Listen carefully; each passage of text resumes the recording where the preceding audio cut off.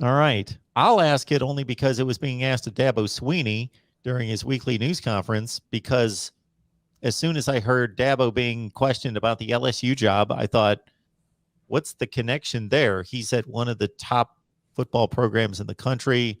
Why would he want to go to LSU, deal with those off-field issues, that potential mess, and the rest of it? But he's certainly being asked the question.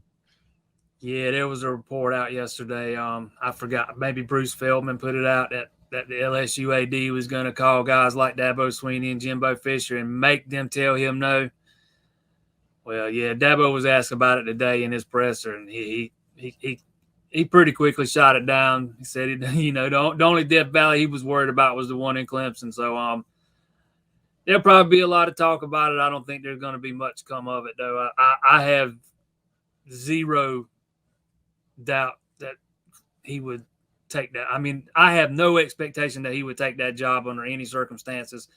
It's just not a good fit, in my opinion. A lot of backstage politics stuff he'd have to worry about, stuff that he does not have to worry about at Clemson. And again, Clemson is his baby.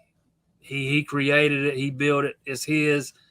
It would take.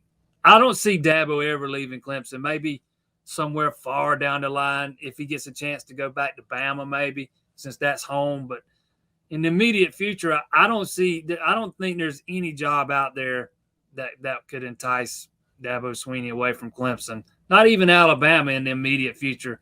I don't even think, who wants to go following Nick Saban's footsteps? I don't think Dabo would do that in a million years.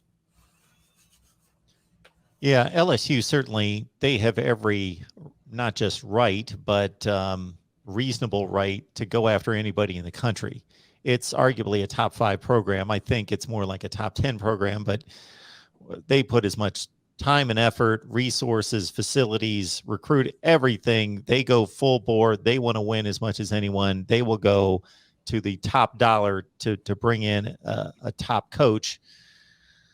But they've got a lot of off-field issues that were left by Ed Orgeron and even by Les Miles that didn't get cleaned up under Ed Orgeron, that the next coach is going to have to fight through an NCAA investigation or multiple ones before they continue on trying to win championships.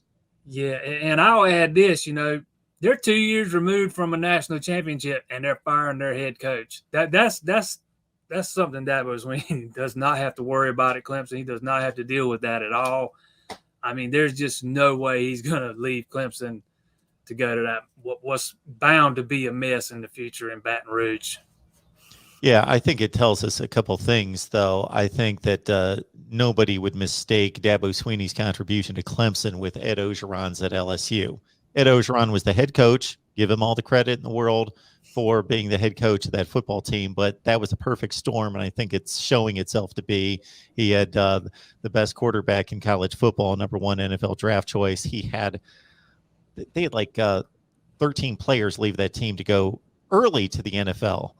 It was just a glut of talent on both sides of the ball, and of course an offensive guru in Joe Brady. And so that was just the perfect storm that particular year versus Dabo Swinney building a football giant from a program that was top 30 in the country, something in that range, not having its best time. And he built it into one of the top 2 or 3 powers in college football.